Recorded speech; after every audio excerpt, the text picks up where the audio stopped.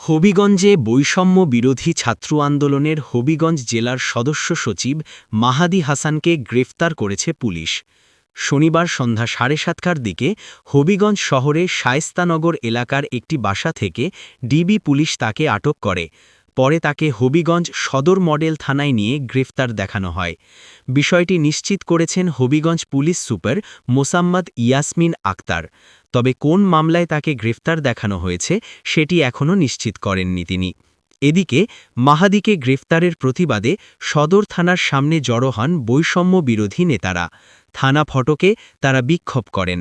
এর আগে গত শুক্রবার ছাত্রলীগের কমিটিতে নাম থাকায় জুলাই অভ্যুত্থানের সক্রিয় সদস্য নয়ন নামের এক নেতাকে ডেভিল হান্ট অভিযানে আটক করা হয়। এ সময় তাকে ছাড়িয়ে আনতে গেলে শায়েস্তাগঞ্জ থানার ওসির সাথে উত্তপ্ত বাক্য প্রয়োগ করেন Mahadi. News desk, Feni voice 24।